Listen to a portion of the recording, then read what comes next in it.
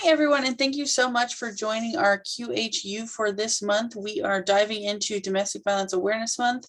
My name is Alyssa Jordan. I am the Community Relations Coordinator, so I am in charge of our social media, our Domestic Violence Prevention Program, and our volunteers. And I have with me today Stacey O'Brien, who is our Director of Domestic Violence Services, and we're going to pick her brain a little bit about domestic violence in our community.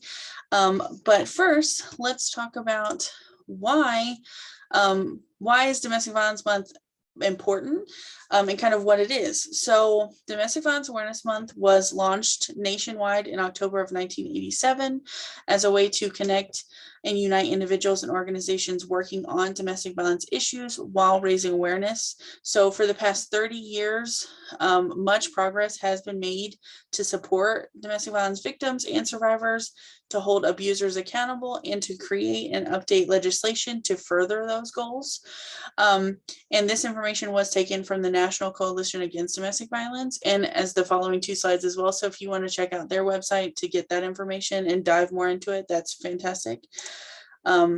So what is domestic violence? A lot of people think that domestic violence is just physical assault, and we know that it is so much more than that. So domestic violence, from a legal standpoint, is the willful intimidation, physical assault, battery, sexual assault, and or any other abusive behavior as a part of a systematic power of control and a pattern of power and control perpetrated by one intimate partner against another. So that includes physical violence as well as sexual violence, threats, and emotional, psychological abuse, and financial abuse. And a lot of the times financial abuse is something that people don't think about, but it is a very, very big factor in domestic violence relationships. And so a lot of the times the frequency and the severity of domestic violence varies from relationship to relationship. So why does any of this matter? So domestic violence can affect anybody in any community, regardless of their age, financial status, sexual orientation, gender, race, religion, or nationality. Physical violence is often accompanied by emotionally abusive and controlling behavior as a much larger systemic pattern of dominance and control. Domestic violence can result in physical injury, psychological trauma, or even death. And the devastating consequences of domestic violence can cross generations and last a lifetime.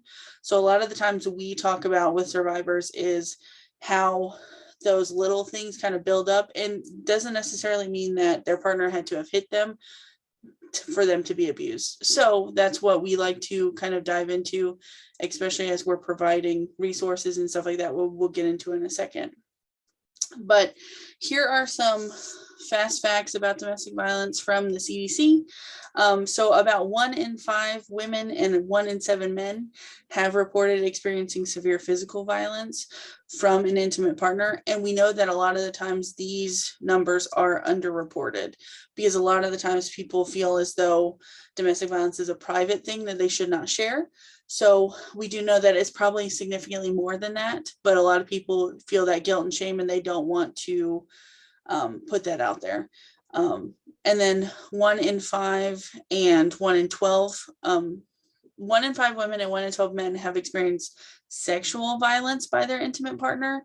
And again, we know that a lot of these things are significantly underreported. And a lot of these times, like men, and what they will also experience violence as children with their families, and then they will take those things and move them into their adult relationships as well. So that's where that overall cross-generational pattern of abuse comes from. And then 10% of women and 2% of men have reported being stalked by their intimate partner. And that has been a lot more common recently, especially with all the changes in technology and things like that. It's a lot easier to stalk someone now than it was a while ago. So again, probably these numbers are significantly underreported. So some of the most commonly used resources that we use as advocates and domestic violence service providers are the power and control wheel, that kind of allows people to see specific behaviors that add to an overall pattern of abuse that a lot of the times people think are normal in their relationships, or every relationship they've been in, or with their family or anything, like these things have happened. So like this is a normal way to love for them, and they don't realize that it is truly unhealthy behaviors. So a lot of the times we'll give the power and control wheel to survivors, and they'll be like, oh, I thought that was normal. I didn't know that that wasn't okay. And so that's kind of an eye-opening experience for them too. And just to see like these things all build up to a larger picture.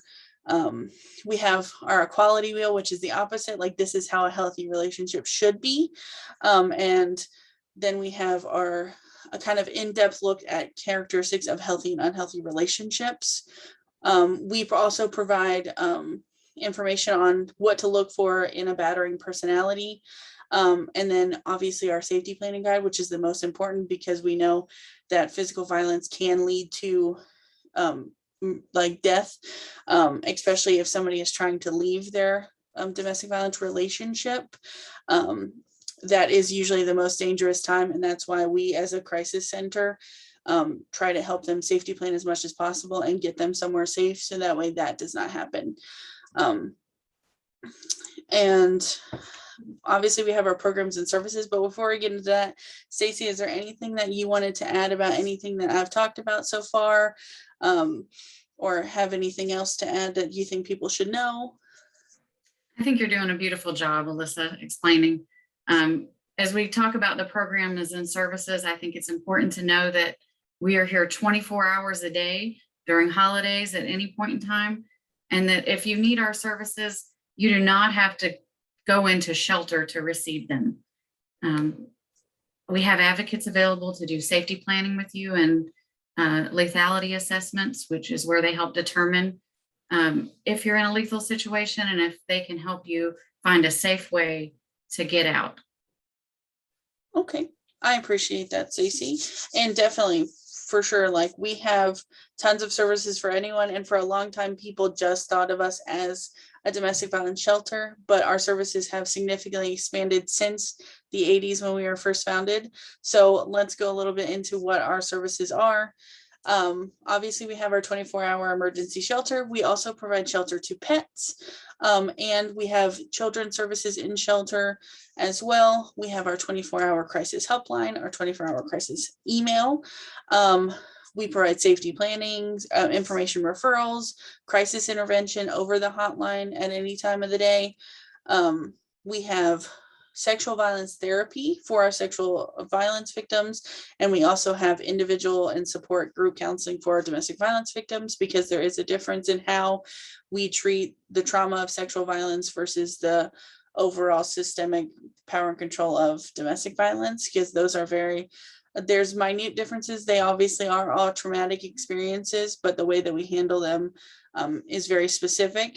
And then we also do child's assessments to make sure that children are getting all the services that they need. And if they need additional help because they're having a hard time with the domestic violence, or if they have been abused themselves, we get them the appropriate support that they need as well. Like Stacey said, we have a ton of outreach programs as well. We have our child welfare advocate who helps kind of be the bridge between organizations like DCF or KFF or child welfare programs like that, and the survivors, to make sure that their needs are being met. Our housing program helps people to find and provide rent for people in shelter, as well as I was the housing advocate. You would think I would know how to explain the program, but that's okay. And helping people try to get rid of an eviction, a potential eviction. Our economic justice program, where our economic justice advocate helps kind of create a financial base and go through those financial abuse things and make sure that they're taken care of like that. So that way, as they're moving forward towards violence-free life, they have that stable foundation of a financial safety net. Our sexual assault center is a huge program. We do sexual assault evidence collection examinations, and we do medical accompaniment, legal accompaniment, pretty much step by step through that entire process of sexual assault. And it is important to note that you do not have to report that to law enforcement to receive our services. But if you want to report a sexual assault, we definitely will be there with you through that process as well. But that is not, you don't have to receive our services. And that includes counseling as well.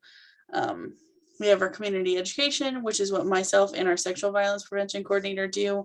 We go out to places, we do these trainings, workshops, things like that, and educate people on domestic violence and sexual violence. We have our thrift store, and our thrift store is actually expanding into our outreach center as well. So we're going to have a bunch of outreach services there, as well as our outreach services at the courthouse. But our thrift store will be a hub in Orange Park of where to receive services instead of coming all the way to our outreach center in Green Cove. And then we do have an injunction for protection attorney, or some people might just know it as a restraining order. We have our attorney and paralegal who work to help people maintain safety in the legal setting as well, and a court advocate that helps with those things too. So we're going to ask Stacy some questions from the director's standpoint of kind of her seeing survivors every day for the last like 20 some years, what kind of things that she thinks that are important to note. So Stacy, I'll pass it off to you, but what are some common misconceptions about domestic violence that you think people should know? I think one of the most common misconceptions is that survivors are weak. And I think it's important to know, if you're in a situation where there's violence in your home, that you are an extremely strong individual, because you are living every day with a perpetrator who is trying to exert power and control over your every move. And it's very difficult to still show a smiling face to the world and to still get up every day and go about what you need to run your household. Oftentimes, people in the survivor's life have no idea what's happening in their home. There are little red flag signs that they may not know about, and we would be happy to talk to you. If you know someone who is a victim, or you suspect that you do, you also, as a secondary victim, can call our 24-hour hotline and get tips on ways to support a survivor. We really want to be here so that survivors understand what services are available. We know how hard it is to start over with nothing sometimes when you leave your home. It's very important for me that, you know, if you do need to come into shelter or receive services, that we do everything we can to make you comfortable. It's a very therapeutic environment in shelter. I would be there to greet you and give you a tour and let you know a little bit about our services. And we take care of all of the basic needs of a survivor when they're in shelter. That means if someone comes with nothing, just the clothes on their back, and sometimes not even that. We've had survivors sneak out of a bathroom window with a sheet wrapped around them and come in the back of a law enforcement vehicle. And in those situations, we will provide everything that someone needs. Clothing, all basic needs, laundry, soap, you name it. And that's why supporting us is so important. And we cannot do this alone without your help. One way that you can help is to donate items to our thrift store, because all those items are accessible to our survivors to help rebuild their life. Okay. I thank you so much for, talking with us about that. And you did touch on a couple more questions, so we'll definitely go more in depth about that as well. But I definitely appreciate you, being open about that. And you touched a little bit about this, but I definitely want to explore a little bit more. What are some of the most common barriers that you see when survivors are trying to start over? And you did touch on some of them, but is there any more that you can think of that you think people should know? Sure. I think the first and most common barrier is fear, because what we know as advocates is that the most dangerous time for a survivor is when they leave the relationship, because that's the point in time when the abuser loses that power and control that they're trying to exert by using those tactics that you see in that power and control wheel that we showed. So a lot of times people ask, why doesn't he or she just leave the relationship? they instinctively know that that batter is going to up the ante and become way more lethal when they're not getting their way, when they lose that control over the person. They don't just have fear for themselves, they have fear for their children, they have fear for their pets. So one of the things I'm most proud of at our agency is that we do provide a safe shelter for pets, because I know myself as a pet lover, I wouldn't leave my pets. I would live in a tent first. And so we want you to know you don't have to do that. We do have shelter. We have had people bring birds, ferrets, bunnies, cats, and dogs, you name it. So if that's a concern that you have, please call us and please support us with helping to house those pets. We need everything that someone would need to feed and care for them. And we do everything we can to provide those things to survivors and their pets. The other thing that's a barrier is a lack of resources. We can't, as I said before, we can't do this alone. So part of our goal is to educate the community and build bridges so that everyone can support survivors in this community so that they can start over into a violence-free life and be okay. We will reach out to you, and please reach out to us if you see an opportunity or a way that you can help support us. Well, and I definitely want to expand too. So like, even if you have animals that might not fit in our shelters, we make arrangements. Like we had one survivor who had several goats and some chickens and stuff. So we made arrangements with a local farm to help temporarily house those animals while she found somewhere to go. So even if you have animals that you're like, man, they definitely can't house that, we will figure out a way to get you and your animals to safety, no matter what the animal is. But for sure. And we like Jacksonville has a ton of resources, so Duval County has a ton of resources, but yeah, Clay County, we are kind of a hub for resources, so it is crucial for us to make those community partnerships. So if you have services to offer, and there's a ton sprouting up here recently, so we definitely would love to partner with you guys on that. But thank you so much, JC. We're gonna talking about kind of moving forward and making partnerships, like what changes would you like to see in survivor services in the future, whether that's Clay County or like globally or nationally? I'm really excited to be part of this team. So locally, I would like to see Quigley House expand our services. I would like to have longer term housing for survivors. Currently, our average shelter stay is 6 to 8 weeks. That is not a lot of time to rebuild your life and start over. So in our community, there is definitely a lack of housing that's affordable. I would really like to see some partnerships with landlords. We do already have a partnership with several apartment complexes to help find people affordable housing, but that's something that we can always get better at. We are already expanding to provide support groups, hopefully soon. And that's something I would like to see on every side of town in Clay County.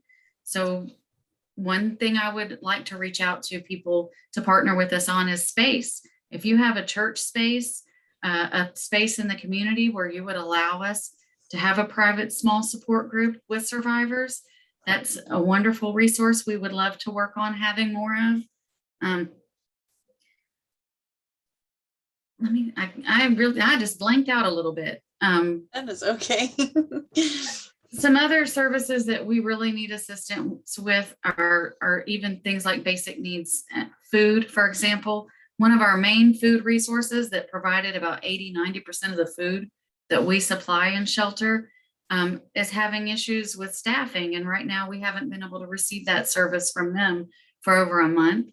And I've been reaching out to support systems in the community, and we have received a lot of support with food, things like fresh produce, milk, eggs, meat, things, because we want survivors to know they have all those needs met, because that's not a reason to have to go back home. And as we approach the holidays, making sure survivors are able to provide for their families. Oftentimes abusers use Christmas gifts and basic needs as a way to lure survivors back in, because you want to provide for your children. You don't want them to not have a good Christmas. And a lot of times survivors will go back. because that's not something that they can provide. So we are now starting to accept donations for our Christmas store and shelter, where we literally set up a whole room with gifts and allow mothers to pick out gifts for their children, and then a separate store for the children to pick out gifts for their mother. This helps build relationships for them and rebuild their self-esteem, that they have the ability to pick the things they want to for their family. For our families that are receiving outreach services, we do also have an adopt a family program. And that is where you can literally adopt a family. For security reasons and safety reasons, we do keep information confidential about our survivors. So you would only be giving maybe a first name and ages of a family, but you can help to provide services and a wonderful Christmas or Thanksgiving to families in need in our community. And those lists will be up on our Make an Impact page on our website, probably next week, with our Thanksgiving needs list and our Christmas needs list. And if you have any questions about that, you can reach out to me, and my information will be at the end of this video. But definitely 100%, like we need your assistance to make these things possible. And then last question. So, and we've definitely talked a lot about it, but what's something that you would like people to know about Quigley House that they might not know? I think it's important. A lot of people assume that we only help certain survivors. I want you to know that we help anyone that is a victim of domestic violence from an intimate partner. That means regardless of their gender. So we do help male victims. Please do not be afraid to reach out and talk to us. We do have the 24-hour hotline. And I know how hard it is to come forward and talk about something so personal. We have trained advocates that are here that are very compassionate and caring. I'm very proud of the team that we work with at Quigley House, and we're here for you. So please call our 24-hour hotline at 904-284-0061. And we definitely do have, in our shelter, we have ADA compliant rooms as well. Some people didn't know that, but we do have ability to house, like if somebody has like a caretaker or something, we do have a special room for that. And we do have obviously wheelchair accessible and ADA compliant spaces. So that way, if somebody does have those needs or are differently abled, we are able to accommodate them as well if they need safety. So thank you so much, Stacey, for answering all those questions and kind of giving a little insight about how you feel about our services and what you think would be positive things. So now definitely we want to talk about how you guys can support survivors and Quigley House's mission. And Stacey touched a little bit about these when it comes to like shopping at our thrift store and stuff. But we definitely would encourage you to become a recurring monthly donor. We do obviously get grant funding and things like that. However, there are things that the grants do not cover, such as those things like food or special items that people might need. So donations, physical donations, and definitely monetary donations are necessary for us to do what we do. And the monetary donations definitely are super helpful, because when an emergency comes up or there's something that we don't necessarily have on hand, we can just go buy that for a survivor, whether that's a specialty food item, if they have dietary restrictions or things like that, or even if they have a medical issue or something and we need to go purchase something for them. Those are super important, and there's different levels to our monthly recurring donation. They start at $20 and they go up to $1,000. So it's whatever you're comfortable doing every month. We would definitely appreciate. You can become a volunteer. So that means volunteering at our shelter, our thrift store, our administrative building, our sexual assault center. We have lots of different facets for volunteers, and some of them are working directly with clients, and those require a little bit more training, but there are very minuscule tasks that we definitely need help with, because obviously we have a ton of survivors to serve and a ton of things to do and a ton of awareness to put out there. And sometimes we have a hard time even doing the filing. So we also have an event this weekend. So if you're watching this and you want to come help out at a dog event this weekend, that's our big fundraiser. We would definitely love to have you. And you can definitely call me.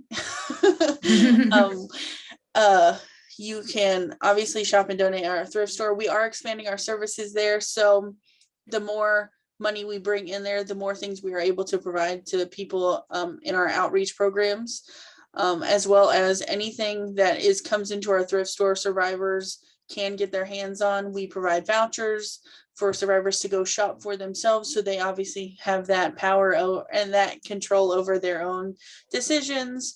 And obviously it's great to have basic needs and stuff met, but as somebody is coming out of shelter, moving into their own place and starting over, they want to be able to pick their own items. And so that's why we have our thrift store, so that way they can furnish their new house and make a safe place for themselves and their family that they love.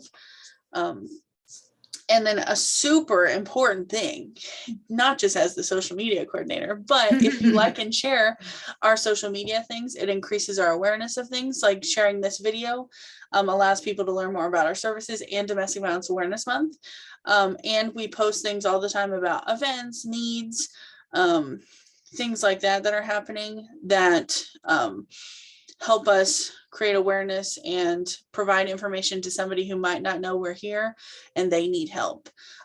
So doing that is definitely incredible. And is there anything that I'm missing, Stacey, of how people can support us?